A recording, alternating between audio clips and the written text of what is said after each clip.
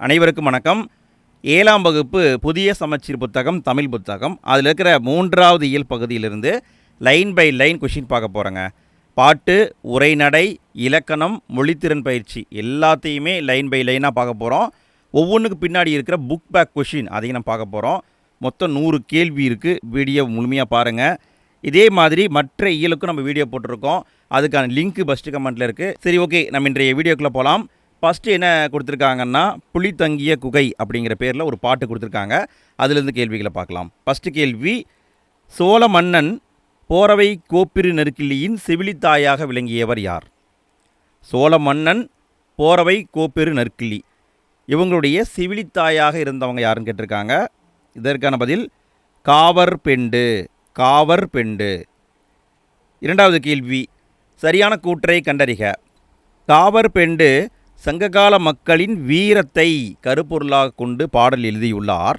காரணம், தமிழர்கள் பழங்காலம் முதலே கல்வியிலும் வீரத்திலும் சிறந்து விளங்கினர். இதற்கான பதில் கூற்றும் சரி, காரணம் சரி. நல்ல கவனிங்க. காவர் பெண்டு அப்படிங்கிறவங்க சங்ககால மக்களுடைய வீரத்தை பற்றி தான் பாடியிருக்காங்க. அப்போ இங்கே விடைன்னு பார்த்தீங்கன்னா கூற்றும் காரணமும் சரி என்பது ஆன்சர். இந்த கேள்வி எப்படி வரலான்னா இப்படி கூட வரலாம். இங்கே பாருங்களேன், 3வது கேள்வி, காவர் பெண்டு சங்ககால மக்களுடைய எதை கருப்பொருளாக கொண்டு பாடல் இயற்றியுள்ளார் இப்படின்னு கேட்கலாம். இதற்கான பதில் வீரம். சங்ககால மக்களுடைய வீரத்தை பற்றி தான் அவங்க பாடியிருக்காங்க. 4வது கேள்வி, காவர் பெண்டு பாடிய ஒரே ஒரு பாடல் இடம்பெற்றுள்ள நூல் எது? இவங்களிருந்து ஒரே ஒரு பாட்டு, அந்த ஒரே ஒரு பாட்டும் எங்கே இருக்குதுன்னு கேட்டிருக்காங்க. புறநானூரில் இருக்குதுங்க, புறநானூறு. 5வது கேள்வி, காவர் பெண்டு பாடிய பாடல் புறநானூறு நூலில் எத்தனையாவது பாடலாக உள்ளது? புறநானூரில் வச்சுருக்காங்க, எத்தனையாவது பாட்டாக வச்சுருக்காங்கன்னு கேட்குறாங்க. 86வது பாடலாக உள்ளது. 86வது பாடலாக இருக்குது. 6வது கேள்வி, சரியான கூற்றை கண்டறிக. புறநானூறு 8 தொகை நூல்களில் ஒன்று.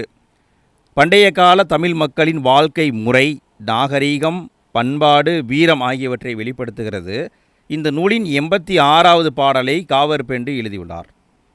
இதற்கான பதில் அனைத்துமே சரிங்க. 7வது கேள்வி, பொறுத்துக. சொல்லையும் அதுக்கான பொருளையும் பொருத்தணும். இதுக்கான விடை சிற்றில் என்றால் சிறுவீடு, கல் அலை என்றால் கற்குகை, யாண்டு என்றால் எங்கே, கும்பி என்றால் வயிறு. அடுத்து நம்ம பார்க்க போகிறது இந்த பாட்டுக்கு பின்னாடி இருக்கிற புத்தக வினாவிடைகள். 8வது கேள்வி, யாண்டு என்ற சொல்லின் பொருள் என்ன? யாண்டு என்ற சொல்லின் பொருள் எங்கு.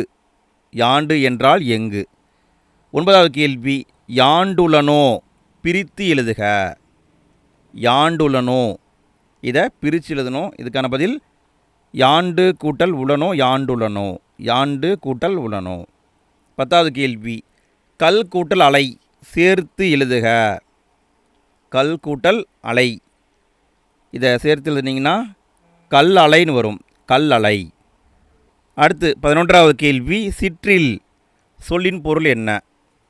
சிற்றில் என்றால் சிறிய வீடுன்னு அர்த்தம், சிறிய வீடு. 12வது கேள்வி, கல் அலை சொல்லின் பொருள் என்ன? கல் அலை என்றால் கற்குகை என்று அர்த்தம், கற்குகை. அடுத்து நம்ம பார்க்க போகிறது, இதுக்கு அடுத்து பார்த்திங்கன்னா பாஞ்சை வளம் அப்படிங்கிற தலைப்பில் ஒரு பாட்டு கொடுத்துருப்பாங்க. அதுலேருந்து கேள்விகளை பார்க்கலாம். 13வது கேள்வி, சொற்களை பொறுத்துக. இதுக்கான பதில் சூரன் என்றால் வீரன், விஸ்தாரம் என்றால் பெரும் பரப்பு, பொக்கிசம் என்றால் செல்வம், சாஸ்தி என்றால் மிகுதி. அடுத்து 14வது கேள்வி, சொற்களை பொறுத்துக. இதுக்கான பதில் வாரணம் என்றால் யானை, பரி என்றால் குதிரை, சிங்காரம் என்றால் அழகு, கமுகு என்றால் பாக்கு. அடுத்து 15வது கேள்வி, வீரபாண்டிய கட்டபொம்மன் கதை பாடல் என்ற நூலை தொகுத்தவர் யார்? வீரபாண்டிய கட்டபொம்மன் கதை பாடல் இந்த நூலை தொகுத்தவர் நா. வானமாமலை. நா. வானமாமலை. அடுத்து நம்ம பார்க்க போகிறது இந்த பாட்டுக்கு பின்னாடி இருக்கிற புத்தக வினாவிடைகள். 16வது கேள்வியை பாருங்கள். ஊர்வலத்தின் முன்னால் டேஸ் அசைந்து வந்தது. ஊர்வலத்தின் முன்னால் வாரணம் அசைந்து வந்தது. வாரணம் என்றால் யானை, யானை அசைந்து வந்தது. அதுவே வானரம் என்றால் என்னங்க? வானரம்னா குரங்குக்கு வரும். குரங்குக்கு வானரம் அப்படிங்கிற வார்த்தை இருக்குது. யானைக்கு வாரணம். அடுத்து 17வது கேள்வி, பாஞ்சாலங்குறிச்சியில் எது நாயை விரட்டிடும்? பாஞ்சாலங்குறிச்சியில் முயல் நாயை விரட்டிடும். வழக்கமாக பார்த்தீங்கன்னா நாய் தான் முயலை விரட்டும். ஆனால் பாஞ்சாலங்குறிச்சியில் முயல் நாயை விரட்டிடும். அடுத்து 18வது கேள்வி, மெத்தை வீடு என குறிப்பிடப்படுவது எது? மெத்தை வீடு என குறிப்பிடப்படுவது மாடி வீடு. மெத்தை வீடுனா மாடி வீடு. அடுத்து 19வது கேள்வி, பூட்டுங்கதவுகள் பிரித்து எழுதுக. பூட்டுங்கதவுகள், இதை பிரித்து எழுதுனீங்கன்னா பூட்டும் கூட்டல் கதவுகள் பூட்டுங்கதவுகள், பூட்டும் கூட்டல் கதவுகள்னு வரும். அடுத்தது 20வது கேள்வி, தோரண மேடை பிரித்து எழுதுக. தோரண மேடை, இதை பிரிச்சிங்கன்னா தோரணம் கூட்டல் மேடை தோரண மேடை. அடுத்து 21வது கேள்வி, வாசல் கூட்டல் அலங்காரம் சேர்த்து எழுதுக. வாசல் கூட்டல் அலங்காரம் வாசல் அலங்காரம், இதான் கரெக்டு. அடுத்து நாம் பார்க்க போகிறது உரைநடை. தேசியம் காத்த செம்மல் பசும்பொன் முத்துராமலிங்க தேவர் ஐயாவை பற்றி கொடுத்துருப்பாங்க. அதிலிருந்து கேள்விகளை பார்க்கலாம். 22வது கேள்வி, டேஸ் என்பது உடல், டேஸ் என்பது உயிர் என கருதி மக்கள் தொண்டு செய்தவர் பசும்பொன் முத்துராமலிங்க தேவர். எதை உடலாக கருதினார், எதை உயிராக கருதினாருன்னு கேட்டிருக்காங்க. இதுக்கான பதில் தேசியம் மற்றும் தெய்வீகம். தேசியம் என்பது உடலாகவும் தெய்வீகம் என்பதை உயிராகவும் கருதி மக்கள் தொண்டு செய்தவர் பசும்பொன் முத்துராமலிங்க தேவர். அடுத்து 23வது கேள்வி, வீர பேச்சால் எத்தனையோ தியாகிகளை உருவாக்கியவர், விவேக பேச்சால் எத்தனையோ அறிவாளிகளை உருவாக்கியவர், உண்மையை மறைக்காமல் வெளியிடுவதில் தனி துணிச்சல் பெற்றவர், சுத்த தியாகி என முத்துராமலிங்க தேவரை அழைத்தவர் யார்? இப்படி சொன்னவர் யாருன்னு கேட்டிருக்காங்க. இதற்கான பதில் தந்தை பெரியார் தான் சொல்லியிருப்பாங்க. யார் என்ன சொன்னாங்கன்னு பார்த்துக்கோங்க ஃப்ரெண்ட்ஸ். இதை வச்சும் எக்ஸாமில் கேள்வி வரும். அடுத்து 24வது கேள்வி, முத்துராமலிங்க தேவர் பிறந்த ஆண்டு எது? முத்துராமலிங்க தேவர் பிறந்த ஆண்டு எது? இதுக்கான பதில் 1908 அக்டோபர் 30. 1908 அக்டோபர் 30. அடுத்து 25வது கேள்வி, சரியான கூற்றுகளை கண்டறிக. 3 பாயிண்ட் இருக்குது, எது சரின்னு சொல்லணும். முத்துராமலிங்க தேவர் ராமநாதபுரம் மாவட்டத்தில் உள்ள பசும்பொன் என்ற ஊரில் பிறந்தார். அவருடைய பெற்றோர் உக்கிரபாண்டிய தேவர், இந்திராணி அம்மையார். இளம் வயதில் அன்னை இழந்ததால் கிறிஸ்தவ தாய் ஒருவரால் பாலூட்டி வளர்க்கப்பட்டார். இதில் பார்த்தீங்கன்னா ஃபஸ்ட்டு பாயிண்ட்டும் 2வது பாயிண்ட்டும் சரி, 3வது பாயிண்ட்டு தவறு. கிறிஸ்தவ தாய் கிடையாது, இஸ்லாமிய தாய். இஸ்லாமிய தாய் என்று வந்திருக்கணும். அப்போ விடைன்னு பார்த்தீங்கன்னா 1, 2 மட்டும் சரி. அடுத்து 26வது கேள்வி, சரியான கூற்றுகளை கண்டறிக. முத்துராமலிங்க தேவர் தொடக்க கல்வியை கமுதியில் பயின்றார். உயர்நிலை கல்வியை மதுரையில் உள்ள பசுமலை பள்ளியிலும் ராமநாதபுரத்திலும் பயின்றார். ராமநாதபுரத்தில் படித்து கொண்டிருந்த பொழுது பிளேக் நோய் பரவியது. இதில் எது சரின்னு கேட்டிருக்காங்க. 3மே சரிங்க. தொடக்க பள்ளின்னா கமுதி, உயர்நிலை பள்ளினா 2 இடம். பசுமலை பள்ளி எங்கே இருக்குன்னா மதுரையில் இருக்குது. இன்னொன்று பார்த்தீங்கன்னா ராமநாதபுரத்துலையும் படிச்சிருக்காரு. ராமநாதபுரத்தில் படிக்கும் பொழுது தான் பிளேக் அப்படிங்கிற நோய் பரவி இருக்குது. இப்போ விடைன்னு பார்த்தீங்கன்னா அனைத்தும் சரி என்பது ஆன்சர். அடுத்து 27வது கேள்வி, சரியான கூற்றுகளை கண்டறிக. 3 பாயிண்ட் இருக்குது, எது சரின்னு சொல்லணும். முத்துராமலிங்க தேவர் தமிழ் ஆங்கிலம் ஆகிய இரு மொழிகளிலும் சொற்பொழிவு ஆற்றும் திறன் பெற்றிருந்தார். சிலம்பம், குதிரையேற்றம், துப்பாக்கிச் சுடுதல், சோதிடம், மருத்துவம் போன்ற பல துறைகளிலும் ஆற்றல் உடையவர். முத்துராமலிங்க தேவர் இளமையிலேயே அரசியலில் ஆர்வம் கொண்டிருந்தார். இதற்கான பதில் அனைத்துமே சரிங்க. இங்கே இருக்கிற அனைத்துமே சரி என்பது ஆன்சர். அடுத்து 28வது கேள்வி, வாய்ப்பூட்டு சட்டம் யாருக்கு போடப்பட்டது? வாய்ப்பூட்டு சட்டம் யாருக்கு போடப்பட்டது?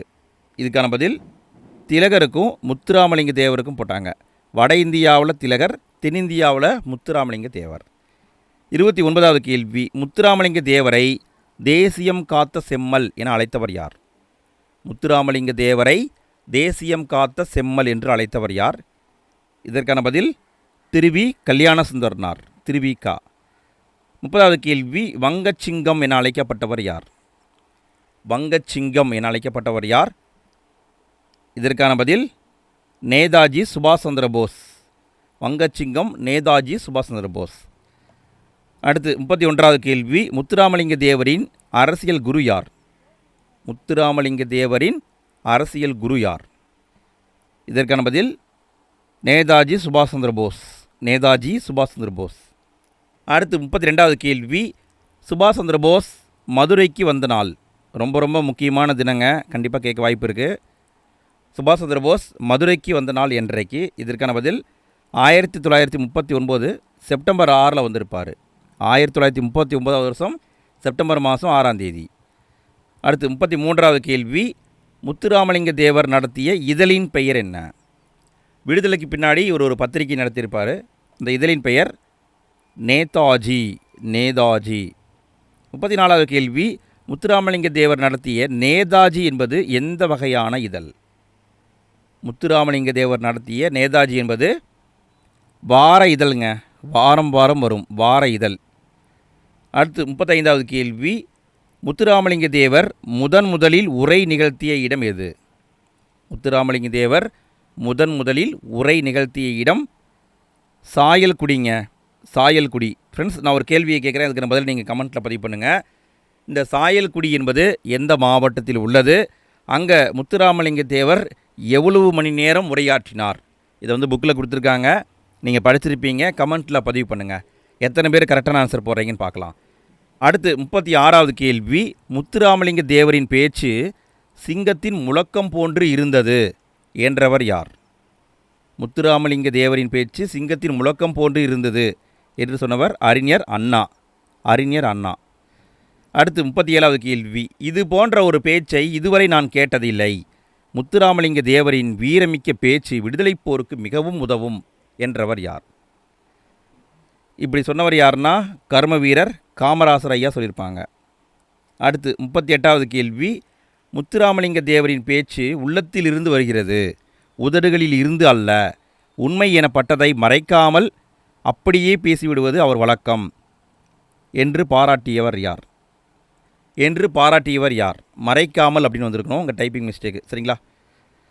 இப்படி பாராட்டியவர் யார்னா ராஜாஜி அவர்கள் தான் சொல்லியிருப்பாங்க. அடுத்து 39வது கேள்வி, முத்துராமலிங்க தேவர் சட்டமன்ற தேர்தலில் ராமநாதபுரம் அரசர் சண்முக ராஜேஸ்வர சேதுபதியை எதிர்த்து போட்டியிட்டு வெற்றி பெற்ற ஆண்டு. ஃபஸ்ட்டு அப்போ தான் எலெக்ஷனில் நிற்கிறாங்க. எந்த ஆண்டுன்னா 1937ங்க. 1937. அடுத்து 40வது கேள்வி, இந்திய தேர்தலில் வி கிரி, முத்துராமலிங்க தேவர் ஆகியோரின் வெற்றிகளை எதிர்பார்த்து காத்திருந்ததாக குறிப்பிட்டவர் யார்? இந்திய தேர்தலில் வி கிரி அவங்க ஜெயிக்கணும், முத்துராமலிங்க தேவர் ஜெயிக்கணும் அப்படின்னு எதிர்பார்த்து காத்திருந்தவர் கேடிகே தங்கமணி. லண்டனில் படிச்சுட்டு இருந்திருப்பாருங்க. அப்போ எதிர்பார்த்து காத்திருந்திருப்பார். 41வது கேள்வி, எந்த ஆண்டு நடைபெற்ற தேர்தலில் பரப்புரை செய்யாமல் முத்துராமலிங்க தேவர் வெற்றி பெற்றார்? இவருக்கு உடல் நலம் இல்லாமல் போயிடும், பரப்புரைக்கே போகலை, ஆனால் ஜெயிச்சிருப்பார். எந்த ஆண்டு தேர்தல் என்றால் 1962. 1962 தேர்தல். அடுத்து 42வது கேள்வி, முத்துராமலிங்க தேவர் குற்றப்பரம்பரை சட்ட எதிர்ப்பு மாநாடு என்பதை நடத்திய ஆண்டு எது? குற்றப்பரம்பரை சட்ட எதிர்ப்பு மாநாடு நடத்திய ஆண்டு 1934 வருஷம் மே மாதம் 12 மற்றும் 13. 1934 மே மாதம் 12, 13.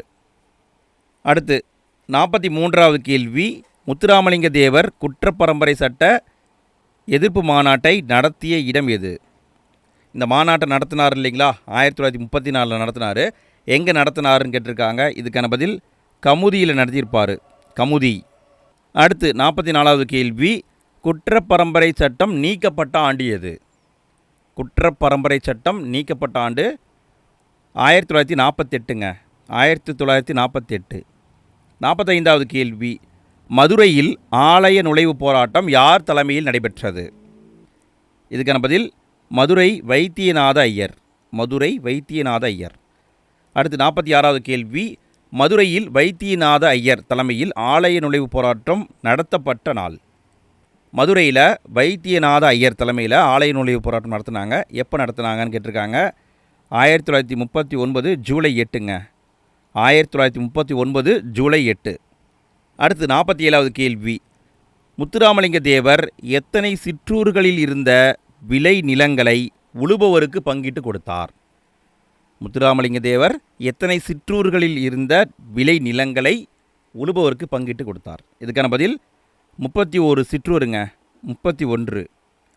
அடுத்து 48வது கேள்வி. முத்துராமலிங்க தேவர் பாரத மாதா கூட்டுறவு பண்டகசாலையை ஏற்படுத்திய இடம் எது? முத்துராமலிங்க தேவர் பாரத மாதா கூட்டுறவு பண்டகசாலையை ஏற்படுத்திய இடம் கமுதி என்பது சரி, கமுதி. அடுத்து 49வது கேள்வி. 1938இல் மதுரையில் எத்தனை தொழிற்சங்கங்களின் தலைவராக முத்துராமலிங்க தேவர் இருந்தார்? 1938 மதுரையில் எத்தனை தொழிலாளர் சங்கங்களின் தலைவராக முத்துராமலிங்க தேவர் இருந்தார்? இதுக்கான பதில் 23ங்க. 23 தொழிலாளர் சங்கத்துடைய தலைவராக இருந்திருக்காங்க. அடுத்து 50வது கேள்வி. 1938இல் தோழர் பா ஜீவானந்தத்துடன் இணைந்து மதுரையில் 100 ஆலை தொழிலாளருக்காக போராடியதற்காக முத்துராமலிங்க தேவருக்கு எத்தனை மாதம் சிறை தண்டனை விதிக்கப்பட்டது? 1938 தோழர் பா ஜீவானந்தம் இவரும் நம்ம முத்துராமலிங்க தேவர் அவங்களும் சேர்ந்து மதுரையில் 100 ஆலை தொழிலாளருக்காக போராடியிருப்பாங்க. அந்த போராட்டத்திற்காக இவங்களுக்கு 7 மாதம் சிறை தண்டனை விதிக்கப்பட்டிருக்கும். 7 மாதம். அடுத்து 51வது கேள்வி. முத்துராமலிங்க தேவர் உழவர் நலன் காக்க மிகப்பெரிய மாநாட்டை நடத்திய இடம் எது? முத்துராமலிங்க தேவர் உழவர் நலன் காக்க மிகப்பெரிய மாநாட்டை நடத்தினார். மாநாடு நடத்தப்பட்ட இடம் ராஜபாளையம். அடுத்து 52வது கேள்வி. தாமோ என்னும் இராணுவ சிறைச்சாலை இருந்த மாநிலம் எது? 2ஆம் உலகப் போர் சமயத்தில் பசும்பொன் முத்துராமலிங்க தேவரை அங்கே சிறை வச்சுருப்பாங்க. தாமோ என்பது மத்திய பிரதேசத்தில் இருக்குது, மத்திய பிரதேசம். 53வது கேள்வி. முத்துராமலிங்க தேவர் மண்ணுலகில் வாழ்ந்த நாட்கள் எத்தனை? முத்துராமலிங்க தேவர் மண்ணுலகில் வாழ்ந்த நாட்கள் எத்தனை? இதுக்கான பதில் 20,075 நாட்கள். அடுத்து 54வது கேள்வி. முத்துராமலிங்க தேவர் தன் வாழ்நாளில் எத்தனை பங்கு நாட்களை சிறையில் கழித்தார்? முத்துராமலிங்க தேவர் தன் வாழ்நாளில் எத்தனை பங்கு நாட்களை சிறையில் கழித்தார்? இதற்கான பதில் 1/5 பங்குங்க. அதாவது 4000 நாட்கள். 4000 நாட்களை சிறையில் கழிச்சிருப்பார். அடுத்து 55வது கேள்வி. முத்துராமலிங்க தேவர் பர்மா சென்ற ஆண்டுகள். 2 முறை போயிருப்பாருங்க. பர்மா சென்ற ஆண்டுகள் 1936, 1955. 36லையும் 55லையும் போயிருப்பாங்க. 56வது கேள்வி. முத்துராமலிங்க தேவரின் சிறப்பு பெயர்களில் பொருந்தாதது எது? முத்துராமலிங்க தேவரின் சிறப்பு பெயர்களில் பொருந்தாதது. இதுக்கான பதில் வித்யா பாஸ்கர் சரி, பிரவசன கேசரி சரி, சன்மார்க்க சண்டமாரதம் சரி. இந்து சமண சமய மேதை கிடையாது, இந்து புத்த சமய மேதை. ஸோ இதுதான் தவறு, இது தவறுங்க. அடுத்து 57வது கேள்வி. முத்துராமலிங்க தேவருக்கு இந்திய அரசு தபால் தலை வெளியிட்ட ஆண்டு எது? முத்துராமலிங்க தேவருக்கு இந்திய அரசு தபால் தலை வெளியிட்ட ஆண்டு 1995. 1995. அடுத்து 58வது கேள்வி. தேவர் பற்றிய சரியான கூற்றை கண்டறிக. 3 பாயிண்ட் கொடுத்துருக்காங்க, எது சரின்னு சொல்லணும். தமிழக சட்டமன்றத்தில் அவரது திருவுருவ படம் திறந்து வைக்கப்பட்டுள்ளது.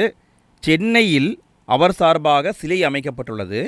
இந்திய நாடாளுமன்ற வளாகத்தில் சிலை வைக்கப்பட்டுள்ளது. இதுக்கான பதில் அனைத்தும் சரி என்பது ஆன்சருங்க, அனைத்தும் சரி. அடுத்து நாம் பார்க்க போகிறது இந்த பாடத்துக்கு பின்னாடி இருக்கிற புத்தக வினாவிடைகள். 59வது கேள்வி. முத்துராமலிங்க தேவர் முதலில் உரையாற்றிய இடம் எது?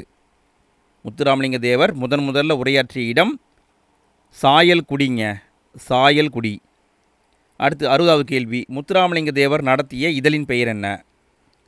முத்துராமலிங்க தேவர் நடத்திய இதழின் பெயர் நேதாஜி. நேதாஜி என்பது வார இதழ். அடுத்து 61வது கேள்வி. தேசியம் காத்த செம்மல் என பசும்பொன் முத்துராமலிங்க தேவரை பாராட்டியவர் யார்? தேசியம் காத்த செம்மல் என்று சொன்னவங்க திருவி கல்யாண சுந்தரனார். அடுத்து நாம் பார்க்க போகிறது விரிவானம் அப்படிங்கிற தலைப்பில் கப்பலோட்டிய தமிழர் வாவு சிதம்பரனாருடைய ஒரு வரலாறை பற்றி கொடுத்துருக்காங்க. அது கேள்விகளை பார்க்கலாம். 62வது கேள்வி. தன்னலம் துறந்த தனிப்பெரும் தொண்டர் எனப்படுபவர் யார்? தன்னலம் துறந்த தனிப்பெரும் தொண்டர் என்று அழைக்கப்படுபவர் வாவு சிதம்பரனார், வஉசி. 63வது கேள்வி. தென்னாட்டில் தோன்றிய நாவீறு உடையவர் யார்? தென்னாட்டில் தோன்றிய நாவீறு உடையவர் யார்? இதற்கான பதில் பாரதியார், பாரதியார். 64வது கேள்வி. சுதேசி நாவாய் சங்கத்துடைய தலைவராகவும் செயலாளராகவும் இருந்தவர்கள் யார்? சுதேசி நாவாய் சங்கத்துடைய தலைவராகவும் செயலாளராகவும் இருந்தவர்கள் யார்? இதற்கான பதில் தலைவராக இருந்தவர் பாண்டித்துரையார், செயலாளராக இருந்தவர் வாவு சிதம்பரனார். இதான் ஆன்சர். ஃப்ரெண்ட்ஸ், நான் ஒரு கேள்வியை கேட்குறேன், இதுக்கான பதிலையும் நீங்கள் தான் கமெண்ட்டில் போட்டு விடணும். இந்த சுதேசி நாவாய் சங்கம் இருக்கு இல்லைங்களா, இது எப்பொழுது உருவாக்கப்பட்டது? இதுக்கான பதிலை மறக்காமல் கமெண்ட்டில் போட்டு விடுங்க. அடுத்து 65வது கேள்வி, சுதந்திரம் எனது பிறப்புரிமை, அதை அடைந்தே தீருவேன் என்று கூறியவர் யார்? சுதந்திரம் எனது பிறப்புரிமை, அதை அடைந்தே தீருவேன் என்று சொன்னவர் பாலகங்காதர திலகர். பாலகங்காதர திலகர். அடுத்து 66வது கேள்வி, சிதம்பரனாரின் பிரசங்கத்தையும் பாரதியாரின் பாட்டையும் கேட்டால் செத்த பிணம் உயிர் பெற்று எழும், புரட்சி ஓங்கும், அடிமைப்பட்ட நாடு 5 நிமிடங்களில் விடுதலை பெறும் என்று குறிப்பிட்டவர் யார்? இப்படி சொன்னவர் யாருன்னு கேட்டிருக்காங்க. இதுக்கான பதில் நீதிபதி பின்கே அப்படிங்கிறவர் தான் குறிப்பிட்டிருப்பார். இவர் தான் வஉசிக்கு இரட்டை ஆயுள் தண்டனை விதிச்சிருப்பார். பின்கே என்பது சரி. 67வது கேள்வி, வாவு சிதம்பரனார் இரட்டை ஆயுள் தண்டனை பெற்று சிறையில் அடைக்கப்பட்ட இடங்கள் என்னென்ன? வஉசி இவருக்கு இரட்டை ஆயுள் தண்டனை கொடுப்பாங்க, அவரை சிறையில் அடைச்சிருவாங்க. அடைச்ச இடம் கோவை சிறை, கண்ணனூர் சிறை. கோவை மற்றும் கண்ணனூர். 68வது கேள்வி, சிறைச்சாலையை தவச்சாலையாக கருதியவர் யார்? சிறைச்சாலையை தவச்சாலையாக கருதியவர் யார்? இப்படியும் கேட்கலாம். இதுக்கான பதில் வாவு சிதம்பரனார், வஉசி. 69வது கேள்வி, சிதம்பரனார் தமது தொல்லைகளை எல்லாம் மறக்க காரணமான நூல். சிதம்பரனார் தமது தொல்லைகளை எல்லாம் மறக்க காரணமான நூல் தொல்காப்பியம். தொல்காப்பியத்தை படித்து அவருடைய தொல்லைகளை மறந்திருக்காரு. 70வது கேள்வி, சிதம்பரனார் தமது இன்னல்களை எல்லாம் மறக்க காரணமான நூல். அவருடைய இன்னல்கள் எல்லாத்தையும் மறக்க காரணமான நூல் இந்நிலை என்பது சரி. இந்நிலை இன்னல்கள். 71வது கேள்வி, சிதம்பரனார் ஆங்கில மொழியில் ஆலன் என்பவர் இயற்றிய அறிவு நூலான எதை தமிழில் மொழிபெயர்த்தார்? ஆலன் அப்படிங்கிறவர் ஆங்கிலத்தில் எழுதியிருப்பார், அதை வாவு சிதம்பரனார் தமிழில் மொழிபெயர்த்திருப்பார். அந்த நூலுக்கு பெயர் மனம் போல் வாழ்வு. மனம் போல் வாழ்வு. அடுத்து 72வது கேள்வி, சிதம்பரனார் உயர்ந்த நூல்களில் கண்ட உண்மைகளை இளைஞரும் எளிதில் அறிந்து கொள்ளுமாறு இயற்றிய நூல்கள். உயர்ந்த நூல்களில் கண்ட உண்மைகளை இளைஞர்கள் ஈஸியாக புரிஞ்சுக்கணும் அப்படிங்கிறதுக்காக அவர் 2 நூல் எழுதியிருக்காரு. இதுக்கான பதில் மெய்யறிவு மெய்யறம். மெய்யறிவு மெய்யறம். 73வது கேள்வி, ராபி சேதுப்பிள்ளையின் தனித்தன்மையில் பொருந்தாதது எது? ராபி சேதுப்பிள்ளையின் தனித்தன்மையில் பொருந்தாதது. இதுக்கான பதில் அவர் தமிழறிஞர், எழுத்தாளர், மேடை பேச்சாளர். அவர் மருத்துவர் கிடையாது, அவர் வழக்கறிஞர். வழக்கறிஞர். இதுதான் தவறு. 74வது கேள்வி, சொல்லின் செல்வர் என போற்றப்படுபவர் யார்? சொல்லின் செல்வர் என போற்றப்படுபவர் யார்? இதுக்கான பதில் ராபி சேதுப்பிள்ளை. சொல்லின் செல்வர் ராபி சேதுப்பிள்ளை. அடுத்து 75வது கேள்வி, செய்யுளுக்கே உரிய எதுகை மோனையை உரைநடையில் கொண்டு வந்தவர் யார்? செய்யுளுக்கே உரிய எதுகை மோனையை உரைநடையில் கொண்டு வந்தவர் ராபி சேதுப்பிள்ளை. 76வது கேள்வி, இந்திய அரசின் சாகித்ய விருது பெற்ற முதல் நூல் எது? இந்திய அரசின் சாகித்ய அகாதமி விருது பெற்ற முதல் நூல் தமிழ் இன்பம். தமிழ் இன்பம். அடுத்து 77வது கேள்வி, கப்பலோட்டிய தமிழர் என்ற பாடப்பகுதி அமைந்த நூல் எது? கப்பலோட்டிய தமிழர் என்ற பாடப்பகுதி அமைந்துள்ள நூல் எது? இதற்கான பதில் கடற்கரையினிலே. கடற்கரையினிலே. 78வது கேள்வி, ராபி சேதுப்பிள்ளை எழுதாத நூல் எது? ராபி சேதுப்பிள்ளை அவர் எழுதிய நூலை கொடுத்துருக்கேன், பட் ஏதோ ஒன்று தப்பாக கொடுத்துருக்கேன், அது என்னன்னு கண்டுபிடிக்கணும். இதுக்கான பதில் ஆற்றங்கரையினிலே, கடற்கரையினிலே, மேடை பேச்சு. கரெக்டு. இங்கே என்ன வந்திருக்குன்னா தமிழகம் ஊரும் பேரும் அப்படின்னு வந்திருக்கணும். ஊரும் முன்னாடி வந்திருக்கணும். ஸோ இதுதான் தப்பு. நல்லா கவனிங்க, தமிழகம் பேரும் ஊரும் கிடையாது, தமிழகம் ஊரும் பேரும். ஸோ இதுதான் தப்பு. அடுத்து நாம் பார்க்க போகிறது இலக்கணம். இலக்கணத்தில் வழக்கு அதை பார்க்க போகிறோம். கேள்வியை பாருங்கள். 79வது கேள்வி, சரியான கூற்றை கண்டறிக. கூற்று, இயல்பு வழக்கு, தகுதி வழக்கு என வழக்கு இருவகைப்படும். காரணம், நம் முன்னோர் எந்தெந்த சொற்களை என்னென்ன பொருளில் பயன்படுத்தினார்களோ அந்த சொற்களை அவ்வாறே பயன்படுத்துவதை வழக்கு என்பர். இதற்கான பதில் கூற்று காரணம் இரண்டுமே சரிதாங்க. கூற்றும் காரணமும் சரி. வழக்கு 2 வகைப்படும். ஒன்று இயல்பு வழக்கு, இன்னொன்று தகுதி வழக்கு. அடுத்து 80வது கேள்வி, இயல்பு வழக்கு எத்தனை வகைப்படும்? இயல்பு வழக்கு எத்தனை வகைப்படும்? இதுக்கான பதில் இயல்பு வழக்கு 3 வகைப்படும். 3 வகை. 81வது கேள்வி, இயல்பு வழக்கில் பொருந்தாதது எது? 3 வகைப்படும்னு பார்த்தோம் இல்லைங்களா? அப்போ எது பொருந்தாதது அப்படின்னு கேட்டிருக்காங்க. இதுக்கான பதில் இலக்கணம் உடையது, இலக்கண போலி, மருவு இதெல்லாமே வந்து பார்த்திங்கன்னா இயல்பு வழக்கில் வரும். சரிங்களா? ஆனால் இடக்கர அடக்கல் என்பது தகுதி வழக்கில் வரும். ஸோ இது தவறு. அடுத்து 82வது கேள்வி, பெரும்பாலும் சொற்களின் முன்பின் பகுதிகள் இடம் மாறி வருவதை டேஸ் என்பர். பெரும்பாலும் சொற்களின் முன்பின் பகுதிகள் இடம் மாறி வருவதை இலக்கண போலின்னு சொல்லுவாங்க. இலக்கண போலி, அதாவது எழுத்துக்கள் முன்னாடியும் பின்னாடியும் மாறி வந்தால் அதை இலக்கண போலின்னு சொல்லுவாங்க. அடுத்து 83வது கேள்வி, இலக்கண போலி அல்லாதது எது? எது இலக்கண போலி இல்லைன்னு கேட்குறாங்க. இதுக்கான பதில் கண்ணின் கடைங்கிறத நம்ம கடைக்குன்னு சொல்கிறோம், இது வந்து இலக்கண போலி. நகர்ப்புறத்தை புறநகர்னு சொல்கிறோம், இது வந்து இலக்கண போலி. வாய்க்கால் அப்படிங்கிறத கால்வாயின்னு சொல்கிறோம், இது இலக்கண போலி. சதை என்பது இலக்கண போலி கிடையாது, இது கரெக்டு. தசை அப்படின்னு வந்தால் தான் அது இலக்கண போலி. சரிங்களா? தசை என்று வந்தால் தான் அது இலக்கண போலி. ஆனால் இங்கே சரியாக தான் வந்திருக்கு, சதையும் தான் வந்திருக்கு. அப்போ இது இலக்கண போலி இல்லை. அடுத்து 84வது கேள்வி, சரியான கூற்றுகளை கண்டறிக. வாயில் என்பது இலக்கண போலியாகும், வாசல் என்பது மருவாகும். இதுக்கான பதில் கூற்று 2ம் சரிங்க.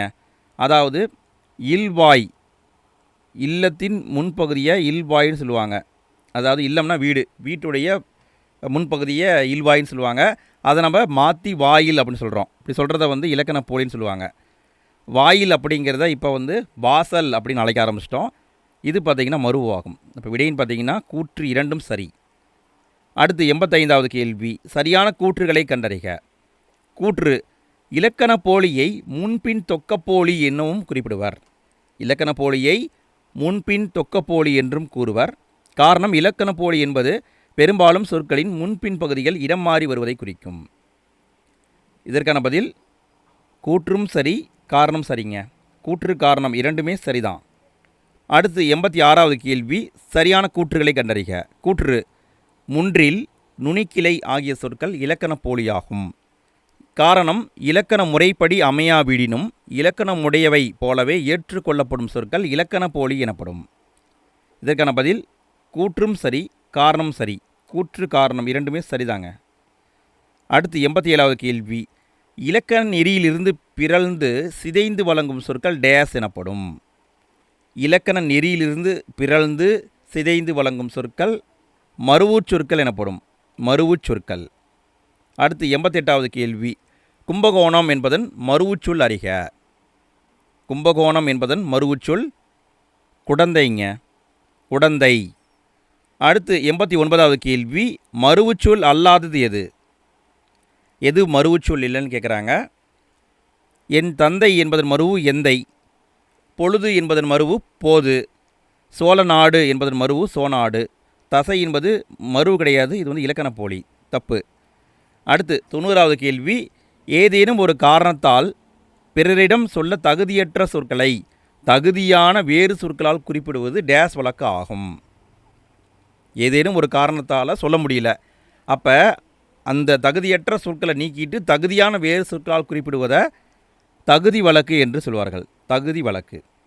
91வது கேள்வி, நாகரீகம் கருதி மறைமுகமாக குறிப்பிடுவது எது?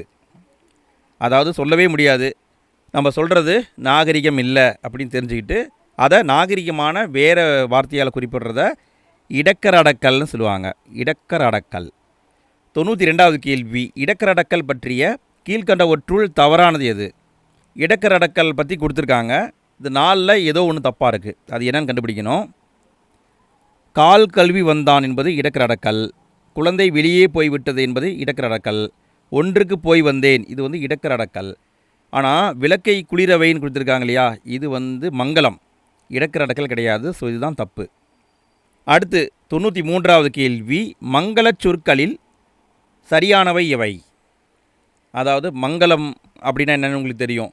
அமங்கலமான ஒரு வார்த்தையை நீக்கிட்டு அங்கே வேறு நல்ல வார்த்தையை சொல்கிறது தான் மங்களம். இங்கே இருக்கிறதுல எது சரின்னு பார்த்தீங்கன்னா, ஓலை என்பதை திருமுகம் என்று சொல்வது மங்களம், கரெக்டு. கருப்பு ஆடு என்பதை வெள்ளாடுன்னு சொல்கிறது மங்கலம் கரெக்டு. விளக்கை அணை அப்படிங்கிறத குளிரவை என்று கூறுவது மங்கலம் கரெக்டு. நன்காடு என்பதை சுடுகாடு என்று கூறுவது தப்பு. அதாவது சுடுகாடு அப்படிங்கிறது தான் நன்காடுன்னு சொல்லுவாங்க. ஸோ இங்கே வந்து தப்பாக கொடுத்துருக்காங்க. அடுத்து 94வது கேள்வி. ஒரு குழுவினர் ஒரு பொருள் அல்லது செயலை குறிக்க தம்முள் பயன்படுத்தி கொள்ளும் சொற்கள் டேஸ் எனப்படும். ஒரு குழுவினர் ஒரு பொருளையோ ஒரு செயலையோ குறிக்க அவங்களுக்குள்ள ஒரு சொற்களை பயன்படுத்திக்குவாங்க. இதை வந்து குழுவுக்குறி என்று சொல்வார்கள். குழுவுக்குறி. 95வது கேள்வி. பரி என்ற குழுவுக்குறியை பயன்படுத்துபவர்கள் யார்? பரி அப்படிங்கிறதும் ஒரு குழுவுக்குறி தான். இதுக்கான பதில் பொற்கொள்ளர். பொற்கொள்ளர். பரினா என்ன அர்த்தங்க? பரினா பொண்ணு அர்த்தம். பொன்னை குறிக்க நம்ம பொண்ணுன்னு சொல்லுவோம், தங்கம்னு சொல்லுவோம், பொண்ணுன்னு சொல்லுவோம். ஆனால் அவங்க வந்து பரி அப்படிங்கிற வார்த்தையை மட்டும்தான் பயன்படுத்துவாங்க. அடுத்து 96வது கேள்வி. யானைப்பாகர் ஆடையை டேஸ் என்பர். யானைப்பாகர் ஆடையை காரை என்று சொல்வார்கள். இந்த காரை என்று சொல்வார்கள். அடுத்து 97வது கேள்வி.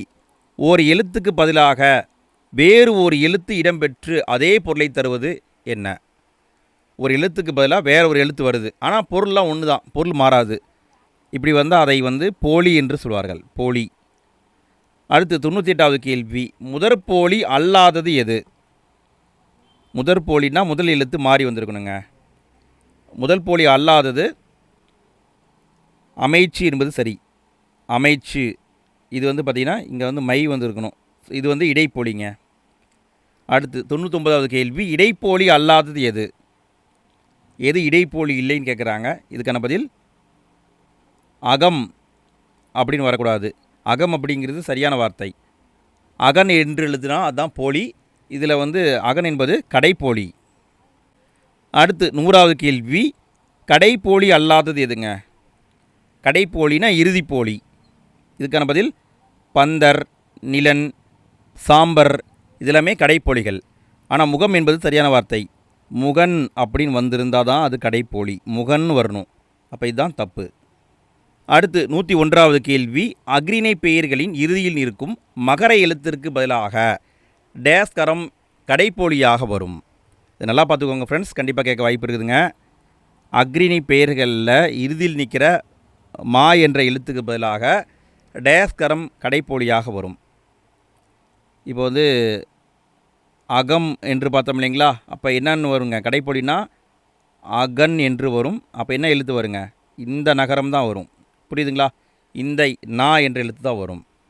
அடுத்து 102வது கேள்வி.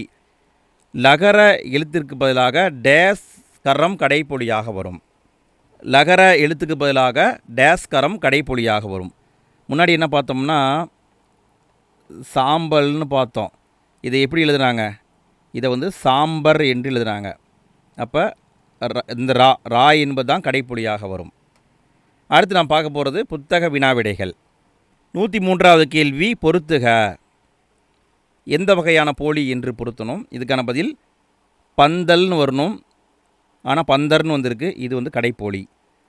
மஞ்சுன்னு வரணும். மைஞ்சுன்னு வந்திருக்கு. இது வந்து முதற்போலி. அஞ்சு என்பது முற்றுப்போலிங்க.